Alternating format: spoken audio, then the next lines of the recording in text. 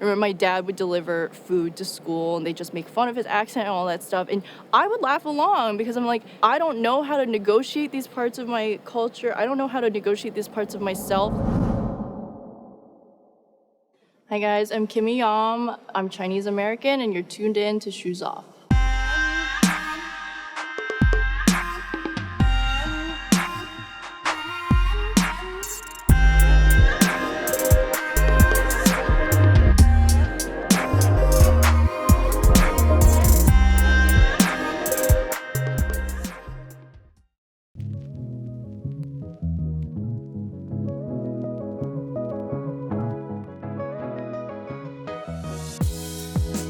I'm from a teeny tiny town in upstate New York called Saugerties, and it's, it's not the city. There's not a ton of Asian people there, but it was a cute place to grow up.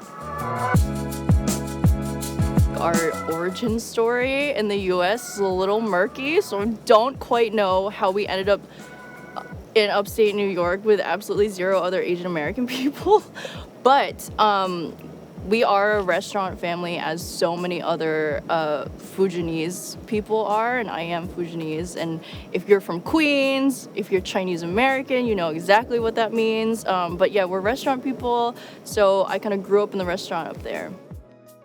Fujianese people basically we're a lot of the restaurant workers here, we're a lot of the nail salon workers. We didn't necessarily come to America with a lot. I know that there are other immigration patterns that came later on from China, and especially when the US immigration policies kind of prioritized like higher skilled immigrants. A lot of people came over with degrees and stuff. We are not that wave of people.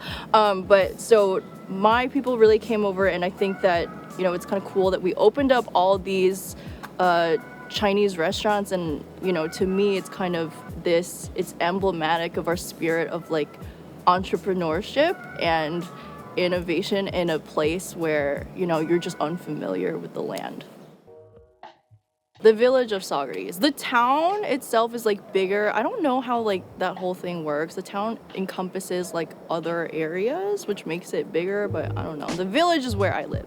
It's like a very like red, white, and blue working class white town. It's not like a wealthy like Westchester, I guess that's what people compare things to, or like, even the Upper East Side. It's not like that. It's like very like red, white, and blue Americana, like, we just like inhale the Star-Spangled Banner kind of situation. My nickname on the volleyball team was just Asian. Like, I had no other name. There was people would, every slur, everything that you could think of has been said at some point. But, when you're a kid, you want to laugh it off. You want to be accepted, Like, when you're a kid, that's your priority. It's not like, I'm going to protect my parents, I'm gonna protect my heritage, I'm gonna protect my culture. It's like, I don't understand. I do all these red, white, and blue things. I'm on Little League, I'm captain of the volleyball team. Whatever. How come it doesn't feel right to me? And so you do everything in your power to just melt in. You do everything you possibly can. And there were times, like, I remember my dad would deliver food to school and they just make fun of his accent and all that stuff. And I would laugh along because I'm like, I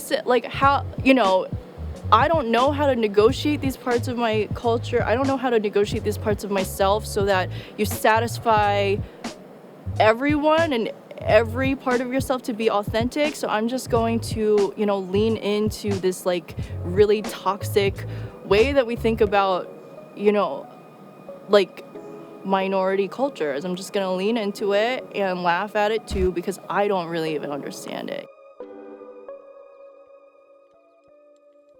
As much of a troublemaker or crazy child I was, a lot of that was stifled by the time that I was a teen, and my parents would think like, okay, there is something really weird with her, because she wasn't this type of kid. Like she wasn't like quiet. Like there is something weird that happens when like all the chaos you have in your brain is like not reflected out. It's stifled. Whoever you are as an authentic person can't come out because, you know, you're so busy trying to fit in. And so I think that sometime in college, you start realizing, okay, the reason why I am feeling so much sadness, and it's just like this, it just feels like the weight of like a tombstone. Like everything you have is just so heavy and you can't figure out really what it is, but you start seeing glimpses of like what it could be, like how people are happy in like certain circumstances, and like you start getting curious. Like,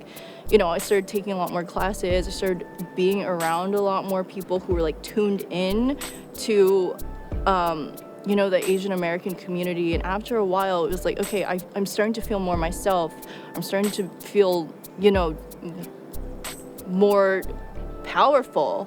And then I think that's kind of just when it all started, you know? Like it takes a while, because I think you have to see, and you have to, and this is why representation is important, you do have to see people be their very authentic selves and be comfortable with it, and not have to, you know, throw their ethnicity or race under the bus constantly in order to know that like maybe part of you is totally normal, and maybe they're the weird ones, you know, maybe they're the weird ones for making you feel a certain way. Yeah. You don't belong here. Yeah, of course. This is your room. I mean, you don't belong in... Right? You try to like do the exact opposite. I think I definitely did that, you know, like I like rebelled. I think like, you know, rock music and punk music and like hip hop are all the like that's like the music of the underdogs, right? And that was like the world that I lived in. And that like, I don't know, I still bump Slipknot all the time. Still do. But you know, like I definitely had that reaction. I knew that like because Asians weren't good at sports, like I had to be good at that. I had to be physical. I had to do all these things to try at least to like mend that image that like I'm not like them. Like and again, like as I mentioned before, like you know, I swallowed every single Chinese word I ever had and never spoke it for like 10 years.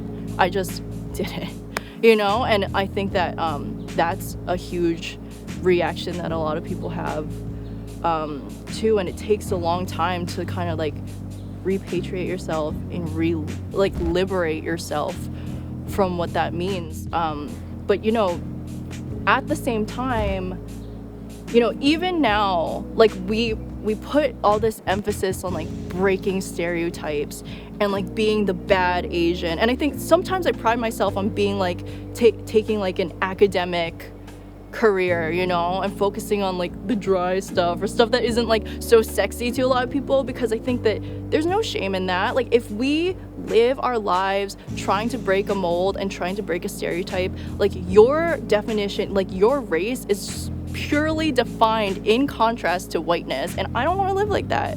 I just want to live completely independently, and what that means is like I do whatever I want. If it seems stereotypically Asian or Asian as fuck, I will do that. And if it isn't, like I love country music, that's fine too. Like all of that can exist in one person, and I feel like at this point I don't think about like, oh, this seems like it's playing into some stereotype, or this seems like I can, you know, appear more badass and like not maybe like I don't care about any of that at this point, because I'm just like, what does it mean to be Asian American independent of whiteness? Just be your fucking self. That's it, you know?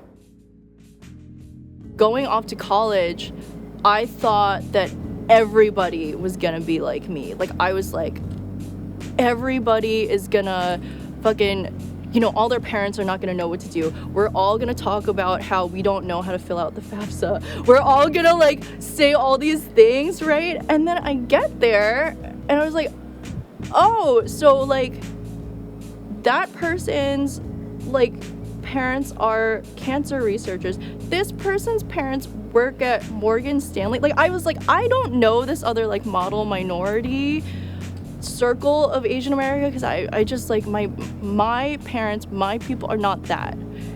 That was a trip. Like I had no fucking clue that like Asian Americans were at the stage in America that you can have like you can come into America and like already having an education, you know? Like that was crazy to me. That still boggles my mind. Honestly, it still boggles my mind. First week of college, there were like Asians on my floor, and I was like, wait. Yo, stop playing with me. From where? The grass. Excuse me? Like, you guys like are so well socialized, and like, you know, it was crazy to me. It really was just literally that first week, and like seeing, you know, where everyone's lives came from. And that was also another like really big realization to me, that a lot of people from my community were not going to go to college. I mean, we're not going to be in that world. And sometimes I think I felt really alone because of it, because I'm just like, there is truly, I remember my parents would be like, just don't tell them what we do, you know, just don't do that.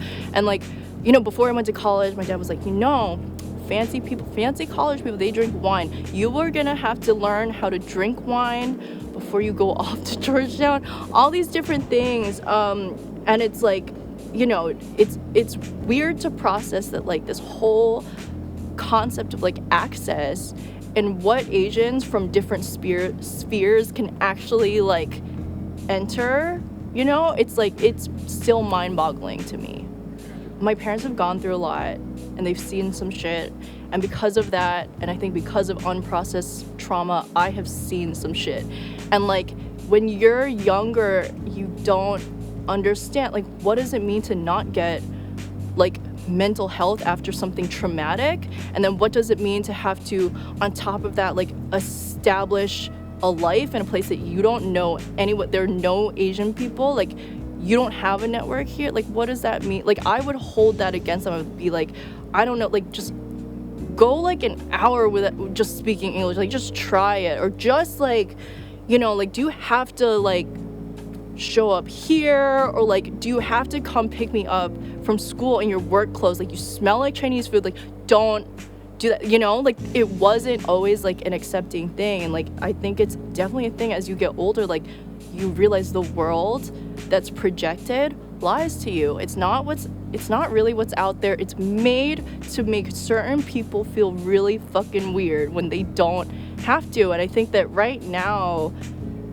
you know, especially in this like time of like, in this time of reckoning, we're talking about more racial justice and all these things. It's about like being patient and understanding, like, why do our parents react to certain things in a certain way, you know? Like, talking through what a protest is and all these things with my parents, I have learned, you know, it is different, because if you go through a cultural revolution and you see something that is a protest, what does that mean in their mind? It doesn't mean the same thing in our minds, you know? And so I think a lot of it is just like, where do you guys come from? Do I understand it well? And like, as you get older, you realize, like, no, we think that we do because we went off to school, and now I know, you know, what constructivism is and how states move in anarchy, or these stupid fucking things that I learned at Georgetown. Like, I know those terms, but do I know how to communicate with my own people well? Like, I am definitely still working on that, and like, that is the whole mission, and like, my type of journalism, and like centering our people, because we have not been so empathetic. We haven't, you know, written from a place where like we understand we're on an even playing field. Like, we are, as human beings, like, are not better.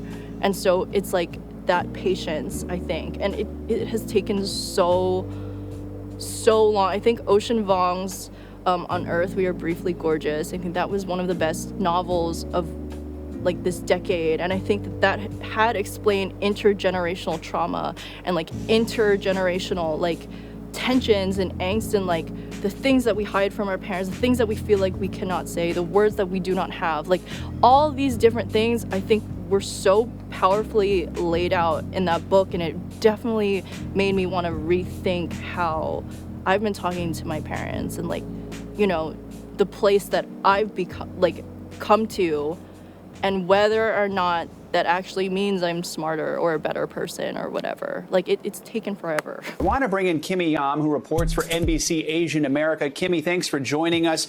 You've studied this report. I'm a journalist at NBC News, writing about Asian America, specifically for the section NBC Asian America. I've only been there since the end of last year, and then prior to that I was at HuffPost for a while, where I helped launch HuffPost Asian Voices, and it was just kind of like, you know, developing that beat within that newsroom. There was no pre-existing department for this. There was a Latino voices, a queer voices, a black voices, women, you know, all parents, all these different sections, and there was nothing for Asian Americans. And so my editor, who is actually my editor at NBC today, and I'm so blessed to like have reunited with her. You know, she like kind of led the charge, and I was with her to launch that very first Asian American section at HuffPost. What a lot of people do not understand is that when you work in an environment, and journalism is very much like this, where there's a perception that you're doing activism and it's like an unnecessary thing, and that it's a personal battle, right? And that, you know, your own beliefs are skewed when all you're doing is just reporting on what's going on. When that happens, you have to make yourself louder, you have to make yourself stronger. When you walk in the room, you have to know, like, I'm that bitch. I am going to tell you exactly why this, and this needs to be covered. I need to be strong enough to call you on your bullshit. Ask a nasty question like that. That's not a nasty question. Please go ahead. Why does it matter? People don't like seeing that in Asian women. It's very jarring to a lot of people, you know, like to have any type of like, you know, energy that I think a lot of people consider masculine, to be like, you know, strong enough to surface these things, to talk back, to explain to people like, no, the way that you're covering this makes Asian culture look weird or outsidery or other or something like that. Like, people are scared of that. People don't love it. I think that I started getting like a deluge of hate from a lot of different people, and I think that, you know, a lot of the hate attacks that I get, because I'm an Asian woman and because of the stereotypes that are attached to us, that we're very sexualized and we're all and exoticized in this way, I think a lot of them are like scary in that they're like sexually violent, and a lot of times like the comments, it's like always, you know, when people don't like something, it's like, why, like, you're doing this because you're fucking a white guy. Like, I get like crazy comments like this. People would take pictures from my Instagram and be like, you really hired this unprofessional blah blah blah. Like, there's definitely a lot of people that were not happy, you know. And I think that when you're a reporter of color, that's just gonna happen. And if you're a woman of color, it's gonna be even worse. And then when you're an Asian woman, people are not gonna like it. They're like, why are you not fitting into this like teeny tiny little like meek box that we've given you in America? Like, there's something wrong with you, you know? And I think that to this day, it's definitely still something that I have to deal with. You know, the attacks that I get online, the disgusting ass things that people send me to my work email, like, just, you know, it is unfortunately part of the job. But like, to be a woman in this industry means that you have to be like a lot, you know? You have to be a lot. In order to get your point across, or just sit at that fucking table, you have to be a lot. Where she's like coming at me and like thinking I'm gonna swerve like a chicken. But you can't swerve. I'm not gonna swerve, not for her. No, chickens are bitches, dude. And I'm not a chicken. You know, I thought that I could be like an Asian Madeleine Albright or something like that, you know? And then I got there and was like, that is not the life for me. Like, there's an issue with the way that we place, like, where we place power in this country. And like, you know, to get here as like a kid from like a restaurant family, like a Fujianese kid, and like to have to like wrestle with so many things to just get to this point, I think that it would have been a disservice to not do anything that would have moved our community forward. Like, it would have been a huge disservice if like I had the privilege to get this far. And sometimes I think about, like, you know, my parents back in China, like, you know, during the Cultural Revolution, when we talk about poverty in the US, it looks really different from what it was for us back home. Like, it's like no running water, we don't have cars, we don't have any of this stuff. Like, it's really like bare bones like poverty.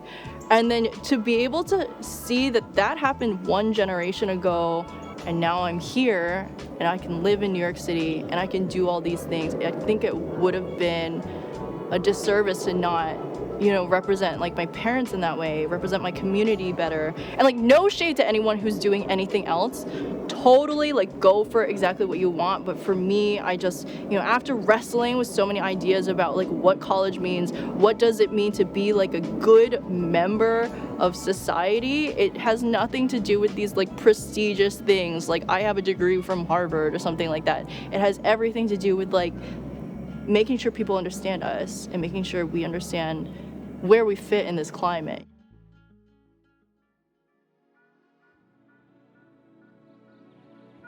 Like, as I mentioned before, like I only applied to one school and one school only, and it's like AI, huge deal to me. I fucking, like, if you feel like the underdog all your life, and like that is the dude who like represented underdogs for so long and like, you know, was very much vilified in the media for doing that. Like, we talking about practice, not a game. We talking about practice. If you see something about that and you see that fire, you're like, I have to go there, you know? Like that school produced a dope human being. Like that must be a reflection of whatever. And then you have like titans, like who, like it still blows my mind. It's like Madeleine Albright, like first name base, like it's just like a weird freaking thing that was like literally my teacher. My mentor still to this day is Michael Eric Dyson, who like I'm very close with, and I think, you know, that I will never take back, you know, like that experience. But at the same time, like the way that we think about how, you know, what power is and like why we even hold these schools to such an esteem. Like we do this because they're so selective, but they're selective against who, you know? It's like who are they letting in? Like why is it so selective, and why is it so rare for us to get in? There's a reason why. It's like power is really, really kept in one circle, and that's where they want to keep it. And like to come out of there, and you know, there are so many things. Like I feel like every year with each call back to my parents, it felt just like a little bit more distance. It felt like I just stepped a little bit further from their world, and there was just, you know, it felt like it was no longer my world anymore. Like I remember, you know, like I'm coming into college and like I'm me, you know, I'm very much like, just like this, like casual whatever, just like I don't care. I come into college and I remember like, you know, the people I was around, even the person I was dating, like telling me like, no, you can't use that backpack, like you have to have like a Longchamp bag, or like why don't you have like Tory Burch, whatever. And all these things don't mean shit to me. I don't understand what J. Crew like is. I don't understand what's it, vineyard vines and like boat shoes and shit. I don't get it.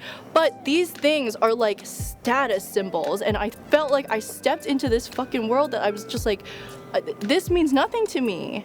And then now, not only that, I feel so weird that all these things mean something to someone.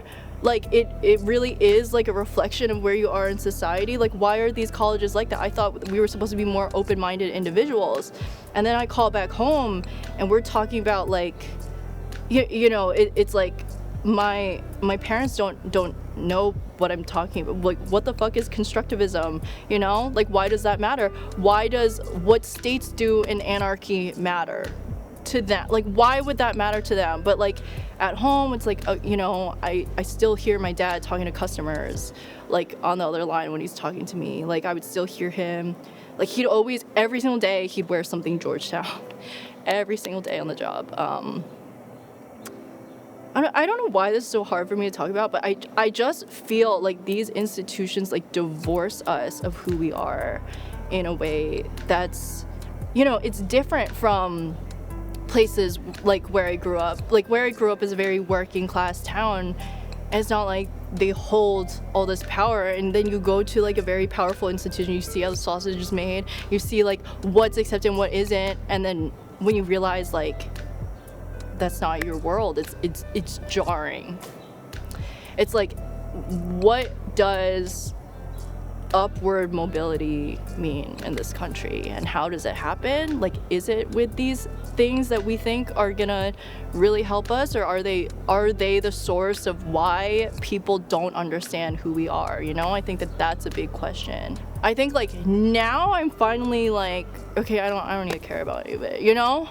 It's like there is some sort of freedom when you leave an institution like that has like that like prestigious, like, the concept of like private schools is also like really weird to me, and like private high schools, like the fact that people do that is like strange, you know, because I think it's like we instill this idea of like an elitist hierarchy so young in our kids, so young, and then they travel through that journey like for the rest of their lives. It's like very strange to me, but to be unburdened by whatever that means, you know. I'm not gonna have people telling me like, you know, okay, your bag is ugly, or you should wear this, or like, you know, like I remember going to things with my friends, and they're investment bankers now, and people are like, are you really, I mean, you don't really look like you would, you know, get in, or you fit in, or whatever, like stuff like that. It's like the way that we place like a lot of importance on like these circles is just so strange to me. And just finally now I feel like I just do whatever the fuck I want. I do it, you know, unburdened by like those expectations. I don't care what like mainstream America thinks. I also don't care what the rest of journalism thinks about me, and I think that's why I'm able to just like roll into 30 Rock with a crop top and no one gives a shit, because like I'm just doing what I'm doing. I work for the truth, and that's it, you know. And like there's a sort of beauty that comes with freedom, and then there's also a sort of like, you know, Beyonce says like the best revenge is your paper. It's not your paper, it's your happiness, you know. If people see you're so fucking unbothered by everything, you just do your own thing, like, oh, you want me to report on this like saucy, spicy thing, like, no, this is what's important, this is the truth, I'm gonna do it. Or you want me to, you know, look a certain way, play a certain part, no, I'm not gonna do it. You think that I am this way, like, I don't care, you know. There is a certain happiness and freedom and just being your authentic self, and I think that for Asian Americans, that is the most subversive ass thing. Like, if you are quiet and you are studious, be that person. Don't let people tell you you need to be a bad Asian or whatever, because the most subversive thing is just like living outside of the confines of what America thinks you are. You know, if you are, you know, a dropout or whatever, and like you want to play music for the rest of your life, that's dope too. Like, all of that is part of our experience. And if, you know, authenticity and just like living exactly how you want is so important to me. Like, at this time in my life, you know, I don't go to networking events, I don't make connections, I don't care about the spotlight. I'm just like, I just want to write, and that's it. And I am unburdened by all these expectations, and that's, to me, that's happiness. To me, that's like pure joy, and that's how I want to live. I'm Kimmy Yam. I'm a reporter at NBC News, Asian America. I'm Chinese American. I love SpongeBob, Lord of the Rings, covering my people, and you're tuned in to Shoes Off.